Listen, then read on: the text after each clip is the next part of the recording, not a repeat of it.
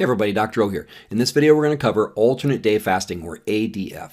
Alternate day fasting is my favorite form of fasting for weight loss, but I had a lot of weight to lose, so it may not be for you. Again, we'll cover the pros and cons of each of these different types of fasting programs throughout these videos. I credit a ton of my weight loss success to alternate day fasting. Now, I did start exercising and sleeping and managing my stress, and I changed my diet. I did lots and lots of things. But if you're looking at the calorie deficit that I had to be in over time to lose 165 pounds in a year, alternate day fasting is the only way that I could have got there. And I've explained that in the section on calorie cycling and throughout this course. Research shows that alternate day fasting has been proven to be a good weight loss strategy. And number two, research has also shown that if you add exercise to alternate day fasting, you can actually make it twice as effective. So exercise is not necessary, but it will accelerate your fat loss efforts. All right, so the first thing I want to talk about with alternate day fasting is it's not a 24-hour fast. If you think, well, I eat one day and I don't eat the next, does that mean I went 24 hours without eating? No, you actually go 36 hours without eating because you're sleeping twice. So you see here that Monday you eat, and then Monday night you have supper. Let's say supper ends at 7 o'clock. And then you start your fast then. So you sleep, you wake up Tuesday, you don't eat, you go to sleep Tuesday night, and then you wake up Wednesday morning at, let's say, 7 in the morning to eat. So that is a 36-hour fast. So alternate day fasting is really you're cycling between 36-hour windows where you're fasting and then 12-hour windows where you're eating.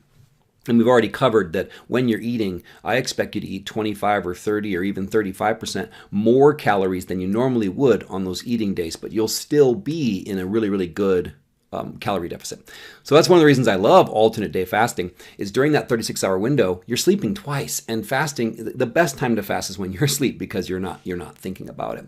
So you'll see here though, with alternate day fasting, and I kind of looked at this as a con, and I'll explain how I modified it for myself, is you're basically fasting 3.5 days a week because there's an odd number of days in a week. So in the first week here, you're fasting on Tuesday, Thursday, and Saturday. The second week, you're fasting Monday, Wednesday, Friday, Sunday. So, and then again, that's perfectly fine, but I will show you how I modified it because I like to be on a schedule where I know what's happening on Monday and I know what's happening on Tuesday. So as much as I love alternate day fasting, I found ways to modify it for myself, and you should too. So first of all, what does the science say? The effects of intermittent fasting on body composition and clinical health markers in humans. These were fasting trials. They were up to 24 weeks long. This was effective at reducing body weight and body fat, lowered cholesterol, lower triglycerides, lower blood sugar, lower insulin, all positive things. And this study was on people that were obese, but also people that were overweight and people that were normal weight. The more fat you have to lose, the more effective this will be. Another study, alternate day fasting improves physiological and molecular markers of aging in healthy, non-obese humans. In this study, they found that participants consumed 35% fewer calories. So not 50% because they were eating more on their eating days, and that's perfectly fine. But a 35% reduction in calories will lead to rapid and effective weight loss. And during this study, the average person lost 7.7 pounds. So they were doing 36 hours of fasting, and then here's the key, 12 hours of unlimited eating over a 4-week period. So they lost almost 2 pounds a week, and during their 12-hour windows, they weren't limited at all in what they were eating. So fast, eat, fast. Repeat. Another study, the effects of alternate day fasting on weight loss, weight maintenance, and cardio protection among metabolically healthy obese adults, a randomized clinical trial. So first of all, what's a metabolically healthy obese person? This would be someone that is obese because of their BMI, but they don't have risks factors for metabolic disease or metabolic syndrome. Their triglycerides are normal, blood pressure is normal, etc. But this study found same thing. Not only is it really good at helping you lose weight, but it can be a really effective weight maintenance tool. And we'll talk about that a little bit more. Okay, so what are the pros of alternate day fasting? To me, this is the best approach if you have more than 40 pounds to lose, right? If you have 50, 75, 100 pounds to lose, there's really no risk in fasting for 36 hours once you get used to it. So the more fat you have to lose, the more aggressive you can be. And this is the most aggressive of any of the fasting protocols that I'm going to share. But remember, the more aggressive your weight loss, the more you need to monitor signs that you're losing lean tissue because you're losing weight so quickly.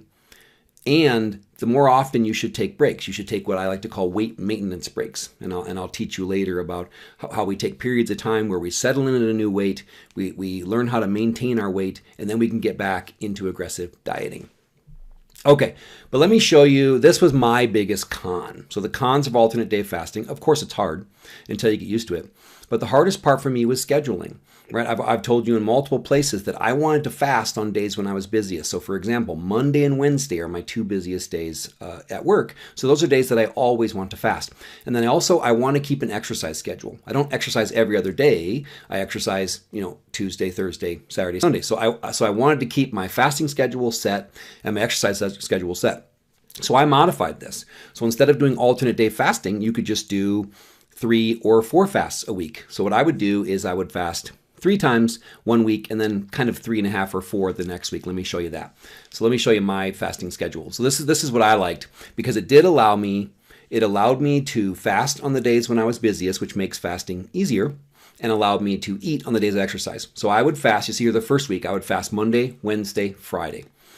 So then I would exercise Tuesday, Thursday, Saturday, Sunday. So I was eating on my exercise days, which is very important because you want to fuel performance and you want to tell your body that it's okay to build or at least maintain muscle. And then I was fasting on the days that I was the busiest. But you'll only see the next week what I would do. And remember, I have a lot of weight to lose, so you could just do that. You could fast 3 days a week and kind of call it a modified alternate day fasting program. But I still wanted to average 3.5 fasting days a week. So the next week, I would fast Monday, Wednesday, Friday, and then on Sundays, I would either fast or do what's called a protein-sparing modified fast, where I would consume definitely under 1,000 calories, and those calories would almost all come from protein. And then I would do a really light exercise on that day because I wasn't eating. So my fasting program that I used to lose 165 pounds, I averaged 3.5 fasts per week, but I never really ever fasted alternate day. So 3 fasts one week, 4 the next. But unless you have a lot of weight to lose, fasting 3 days a week is more than enough. I've learned over time, right? The longer I've done this, the less I recommend being super aggressive. Fasting 3 times a week, 36 hours, 3 times a week is already plenty aggressive, and you will reach your goals. All right, so what are the other cons of alternate day fasting? It's tough until you get used to it, right? I don't tell people to jump right in. Follow all the advice that I'm giving you in this program to the letter. If you're new to intermittent fasting, then ease into it. Maybe start with a modified alternate day fasting program like I'm going to be showing you in the next video. Maybe start with time-restricted feeding and slowly work your way to alternate day fasting. These are all things you can do. And then I'll have a troubleshooting section later, but be sure to follow my advice on hydration and getting your electrolytes. Because if you are going 36 hours without eating, most of the side effects of alternate day fasting do come from not staying hydrated and not getting your electrolytes. We'll cover that in the troubleshooting section. All right, so this is alternate day fasting, the pros, the cons, how you can use it, how I use it. I hope this helps. Have a wonderful day. Be blessed.